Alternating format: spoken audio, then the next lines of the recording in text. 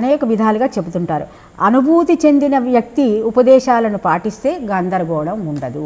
So ఎప్పుడు కూడా మనం ఎవరిని అనుసరించాలి? ఈ ఆత్మని అనుభవంలోకి తెచ్చుకున్న వాడి యొక్క ఉపదేశాలు పాటించాలి. కానీ ఊరికే వాచా వేదాంతం చెప్పిన వాళ్ళ దగ్గర మనకి ఇది అందదు.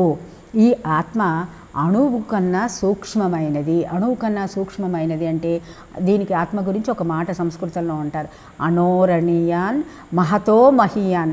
అణువులలో కల్లా అణువు అంటే అణువు కంటే అతి సూక్ష్మమైనది. అట్లాగే మహత్తు అంటే ఆ అణువే ఈ ప్రపంచమంతా కూడా ఆవరించి ఉన్నది సుమా. ఎట్లా అయితే ఒక చిన్న అణువంతా అగ్ని ఈ ప్రపంచాన్ని భస్మీపటలం చేయగలిగినటువంటి శక్తి ఆ అణువుకున్నది కదా. ఆ అణువుని మనం ఒక చిన్న అగ్ని కణం నిప్పు రవ్వని మనం ఒక పెద్ద మోపుల కొద్దీ ఉన్నటువంటి గడ్డి మోపులన్నింటినీ మనం భస్మీపటలం చేయడానికి ఉపయోగించుకోవచ్చు. ఆ విధంగానే ఆత్మ చెప్పడానికి మనలో ప్రతి ఒక్క జీవిలో ఒక అణువంతే ఉన్నా అది ప్రపంచమంతా కూడా వ్యాపించగలిగినటువంటి శక్తి దానికి ఉన్నదన్నమాట. కనుక విరాట్ మూల విరాట్ రూపం అంటే మనలో మూలంలో ఉన్నటువంటిది అతి చిన్న ఒక చిన్న దాన్ని ఏమంటారంటే హాటకే కటకాదివత్ అంటారు. ఆత్మ గురించి ఏంటంటే వరి గింజకి ఆ మొన ఎంత చిన్నగా ఉంటుందో దాంట్లో ఒక కోటో వంతో ఎంతో ఉంటుంది ఆత్మ. ఆ హాటకే కటకాదివత్ అంటారు అనమాట.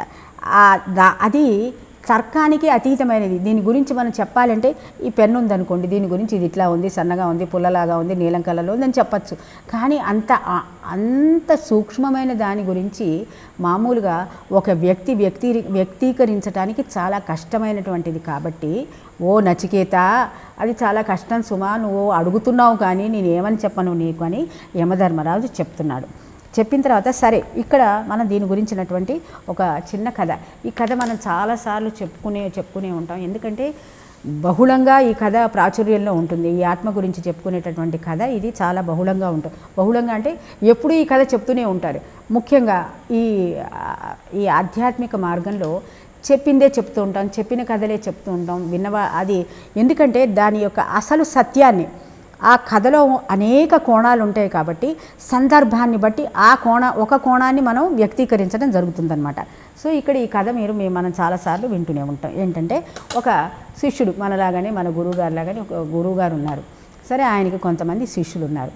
సరే ఆ శిష్యులు ఇప్పుడు మనలాగా కాకుండా ఆయన గురువుగారు చెప్పింది తూచా తప్పకుండా చేస్తూ ఉండేవాళ్ళు. వాళ్ళు పాపం ఈ ఆత్మజ్ఞానం తెలుసుకోవడానికి ఈ గురువుగారి దగ్గరికి వచ్చారు. కాబట్టి ఆ గురువు ఏం చేశాడంటే, ఒరే బాబు, మీరు రోజు నిత్య నైమిత్తిక కర్మలు అంటారు, నిత్యము ఒక మనిషి పరిశుభ్రంగా అయి ఆత్మజ్ఞానానికి అతను అర్హత సంపాదించడానికి కొన్ని కర్మలు చేయాలన్నమాట. ఆ కర్మలు ఏంటంటే గురువుగారికి దైనందికంగా ఉండేటటువంటి జీవితంలో సహాయం చేస్తూ అతను అగ్నికార్యం చేస్తే, అంటే ఇప్పుడు మనం ధుని పెట్టుకున్నట్లుగా అగ్నికార్యం చేస్తే దానికి సమిధలు ఏర్పాటు చేయటం, గురుపత్నికి సహాయం చేయటం, అట్లాగే ఆశ్రమాన్ని శుభ్రపరచడం, వచ్చిన అతిథి అభ్యాగతులకి చక్కగా వాళ్ళకి భోజనం ఏర్పాట్లు చేయటం, పొద్దున్నే ప్రాతకాలంలోనే సంధ్యావందనం చేయటం, ఇటువంటివన్నీ దైనందిన కార్యక్రమాలు అన్నమాట.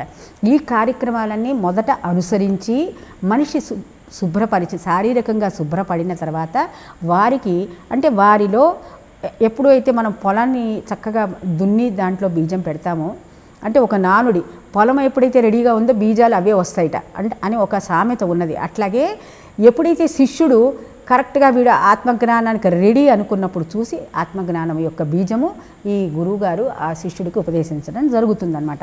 సో అట్లాగే ఈ గురువుగారు కూడా ఈ శిష్యులకి 10 మంది శిష్యులు ఉన్నారు. వీళ్ళందరికీ కూడా ఆత్మజ్ఞానం ఉపదేశించే ముందర, ఒరే నాయనలారా, మీరు ఈ పనులు చేయాలని చెప్తూ ఒకరోజు ఏం చెప్పాడంటే, మీరు పక్క గ్రామానికి వెళ్ళి కొన్ని వస్తువులు తీసుకురావాలరా నాయన, మీరందరూ 10 మంది జాగ్రత్తగా వెళ్ళి ఆ గ్రామానికి వెళ్ళి జాగ్రత్తగా రండి అని అంటారు. సరే ఈ 10 మంది కూడా పాపం వాళ్ళ అమ్మగారు ఏం చేసిందంటే, గురుపత్ని వాళ్ళకి తినడానికి కాసిన అటుకులు అవన్నీ కూడా మూట కట్టించింది దారిలో తినడానికని. సరే ఇవన్నీ పట్టుకుని వీళ్ళందరూ బయలుదేరారు. గురువు ఆజ్ఞ అయింది కాబట్టి వీళ్ళందరూ బయలుదేరినప్పుడు దారిలో వాళ్ళకి ఒక చిన్న వాగు అడ్డం వచ్చింది. అందరూ ఆడుతూ పాడుతూ ఒకళ్ళ చేతులు ఒకళ్ళు పట్టుకుని ఆ వాగు దాటి వెళ్ళిపోయి ఆ గ్రామంలోకి వెళ్ళి వాళ్ళకి కావాల్సినటువంటి వస్తువులన్నీ సేకరించారు.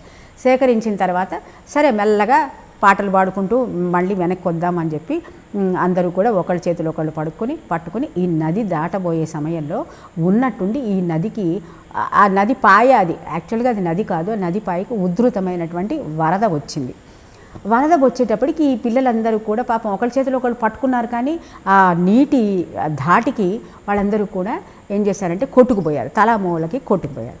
సరే కొట్టుకుపోయిన తర్వాత వాళ్ళు ఏం చేశారు, ఎట్లాగోట్లా అతి కష్టం మీద అది ఈదుకుంటూ అందరూ గట్టుకైతే చేరుకున్నారు.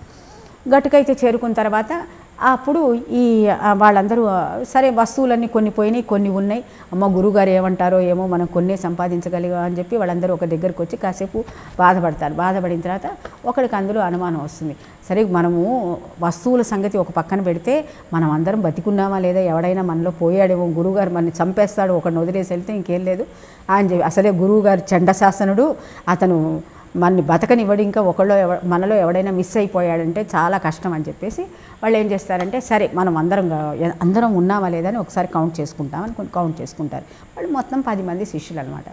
సరే వాళ్ళందరూ పాపం వరుసగా నిలబడిన తర్వాత ఒకడు అందులో, ఒరే బాబు నేను లెక్కల్లో దిట్టని, నాకు లెక్కలు బాగా వచ్చు కాబట్టి నేను కౌంట్ చేస్తానని 1 2 3 4 5 6 7 8 9, అరే మనం 9 అని వాడు 9 అంటాడు. 9 అనగానే ఆగిపోయాడు. 9, అరే నేనేంట్రా, అరే 9 మంది ఏమో ఉన్నాం, మనం 10 మంది కదా ఉండవలసింది, 10 మంది ఉండాలి కానీ మనం 9 ఉన్నాం. సరే ఒరే బాబు, అప్పుడు రెండోవాడు అంటాడు, నువ్వు లెక్కల్లో దిట్టమన్నావు కానీ నువ్వేమి లెక్కల్లో దిట్టవి కాదు, నీకు సరిగా 10 దాకానే అంకెలు రాలేదు, నువ్వు పక్కకు జరుగు, నేను కౌంట్ చేస్తానని ఇంకోడు ముందుకు వచ్చి మళ్ళీ మిగతా వాళ్ళందరూ లైన్లో నిలబడ్డాడు. మళ్ళీ 1 2 3 4 5 6 7 8 మళ్ళీ 9 వచ్చినాయి.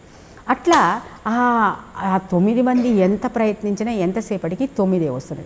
సరే అందరికీ విపరీతంగా దుఃఖం వచ్చింది. ఎవడో చచ్చాడు మనలో, ఆ చచ్చిన వాడు ఎవడో మనకి తెలియట్లేదు, ఆ గురువుగారు మన ప్రాణాలు తీసేస్తాడు, సో దానికి బదులు ఇక్కడే ప్రాణత్యాగం చేసుకోవటం నయం, మనం అక్కడ దాకా వెళ్ళి ఆ గురువుగారి చేత తిట్లు తినే కంటే మనం ఇక్కడే చచ్చిపోదామని చెప్పి వాళ్ళందరూ గట్టిగా సరే చచ్చిపోయే మనం అందరం ఒకళ్ళొకళ్ళు పట్టుకుని కాసేపు ఏడుస్తామని ఏడుస్తూ ఉంటారు. అట్లా ఏడుస్తూ ఉండగా ఇంతలోకే ఒక జ్ఞాని, కాస్త తెలివైనవాడు, జ్ఞాని అంటే కాస్త తెలివైనవాడు అట్లా వెళ్తూ ఉంటాడు. అట్లా వెళ్తూ ఉంటే వీళ్ళు గట్టిగా శోకాలు పెట్టి ఏడవటం వాడికి వినపడి ఏమన్నాడంటే, ఒరే నాయనలారా ఎందుకు అట్లా ఏడుస్తున్నారు, ఎందుకు శోకాలు పెడుతున్నారు, మీకేం కష్టం వచ్చిందని ఏడుస్తున్నారు, నాకు వీలైతే నేను మీకు సహాయం చేస్తానని చెప్పాడు. అంటే అప్పుడు వాళ్ళు అంటారు, అయ్యా మా గురువుగారు మేము మొత్తం 10 మంది బయలుదేరాము పక్క గ్రామానికి వెళ్ళి వస్తువులు తెచ్చుకోవడానికి, మా గురువుగారు ఈ సామాన్లన్నీ తెమ్మన్నారు, సో ఈ లోపల వరద వచ్చింది, కొన్ని కొట్టుకుపోయాయి, కొన్ని ఉన్నాయి, కానీ అన్నిటికంటే ముఖ్యమైన విషయం ఏంటంటే మాలో ఒకడు కనపడట్లేదు, మేమందరం కౌంట్ చేసుకున్నాం 9 ఉన్నాయని అన్నారు. అంటే సరే అప్పుడు వాడు అంటాడు, ఎందుకు కాసేపు ఉండండి, మీరు స్థిమితంగా ఉండండి, నేను కౌంట్ చేస్తాను, మీరు అందరూ లైన్లో నిలబడండి, నేను కౌంట్ చేస్తానంటాడు. అని ఫస్ట్ ఏం చేస్తాడు, ఒక శిష్యుడి చేత మళ్ళీ కౌంట్ చేయిస్తాడు. మళ్ళీ కౌంట్ చేస్తే మళ్ళీ 9 వస్తాయి. మళ్ళీ వాడు ఏడవటం మొదలు పెడతారు. అప్పుడు గురువు ఏమంటాడంటే, అట్లా వద్దు, నేను లెక్క పెడతాను, మీరంతా నిలబడండి అని ఆయన పక్కకి జరిగి వాళ్ళందరినీ నిలబెట్టి 1 2 3 4 5 6 7 8 9 10 అమ్మయ్య అని 10 లెక్క పెడతాడు. అప్పుడు ఏం చెప్తాడంటే, ఒరే వెధవల్లారా, మీరు ఎవరైతే లెక్క పెడుతున్నారో వాళ్ళని లెక్కించుకోవట్లా, మిగతా వాళ్ళని మాత్రమే లెక్కిస్తున్నారు, నువ్వు లెక్క పెట్టుకోవట్లేదు కాబట్టి మీకు 9 వస్తున్నది ప్రతిసారి. అంత మీరు ప్రతిసారి లెక్క పెట్టుకున్నప్పుడల్లా ఎవడికి వాడిని లెక్కించుకోకుండా మిగతా వాళ్ళందరినీ లెక్కించుకుంటున్నారు, అందువల్ల మీకు ఇంత దుఃఖం కలిగింది. నిజంగా 10 మంది ఉన్నారు, ఏ దిగులు పడకుండా మీరు మీ గురువుగారికి దగ్గరికి వెళ్ళండి, మీకు నిశ్చింత శుభం కలుగుతుందని చెప్పి అతను ఆయన దారిని ఆయన పోతాడు. అప్పుడు శిష్యులందరూ కూడా చాలా సంతోషించి అప్పుడు తమకి తాము కూడా లెక్క పెట్టుకోవడం వాళ్ళు నేర్చుకున్నారనమాట. నేర్చుకుని సరే అందరూ సంతోషంగా గురువు దగ్గరికి వెళ్తారు. అది తర్వాత సంగతి. అయితే ఈ కథలో మనం నేర్చుకోవాల్సింది ఏంటంటే, ప్రపంచంలో రెండు ఉంటాయి. ఒకటి తెలుసుకునేవాడు, తెలియబడేది. అంటే తెలుసుకునేవాడు ఒకడు ఉంటాడు, తెలియబడేది ఒకటి ఉంటుంది అనమాట. 2 రకాలుగా. అట్లాగే వినేవాడు ఒకడు, వినిపించే విషయం ఒకటి ఉంటుంది. అట్లాగే మాట్లాడేవాడు ఒకడు ఉంటాడు, మాట్లాడేది ఒకటి ఉంటుంది. అట్లా ప్రతిదీ కూడా ఒక ద్వంద్వంలో ఉంటుందన్నమాట. అయితే మనం ఏం చేస్తున్నాము, ఇప్పుడు చూడండి, నేనున్నాను అనుకోండి, ఈ ప్రపంచంలో ఉన్నటువంటి అన్ని విషయాలు తెలుసుకుంటున్నాను, కానీ నా విషయం గురించి నేను తెలుసుకోవటం మానేస్తున్నాను. మనం పుట్టినప్పటి నుంచి విద్యాభ్యాసం అట్లా జరుగుతున్నది. మనకి ABCDEFGH లేకపోతే 1 2 3 4 ఇవన్నీ నేర్చుకుంటున్నాం, కానీ ఇవన్నీ కూడా తెలియబడే విషయాలు. తెలుసుకునే వాడి గురించి ఎవరైతే తెలుసుకుంటున్నాడో వాడి గురించి మనం తెలుసుకోవట్లే. ఈ ప్రపంచం అంతా కూడా తెలియబడేది. అక్కడ సూర్యుడున్నాడు, ఇక్కడ చంద్రుడున్నాడు, ఇక్కడ నక్షత్రాలు ఉన్నాయి, ఇక్కడ ఆకాశం ఉన్నది, ఇక్కడ పంట పొలాలు ఉన్నాయి, ఇక్కడ చెట్లు చేమలు ఉన్నాయి. ఇవన్నీ ఎప్పుడున్నాయి? వీటిని చూసేవాడు ఉన్నప్పుడే ఇవి ఉన్నాయి. అంటే చూసేవాడు ఎవడైతే, అంటే మనం ఉన్నప్పుడే ఇవన్నీ ఉంటున్నాయి. కాబట్టి మొట్టమొదట ప్రథమ జ్ఞానం తెలుసుకోవాల్సింది ఏంటంటే మన గురించి మనం లెక్కలోకి తీసుకోవాలి. అవన్నీ ఎట్లా ఉంటున్నాయి, దేని ఆధారంగా ఉంటున్నాయి అనే విషయాన్ని తర్కించుకుని తెలుసుకున్నప్పుడు ఈ చూసేవాడు ఉంటేనే చూడబడేది ఉన్నది, లేకపోతే లేదు.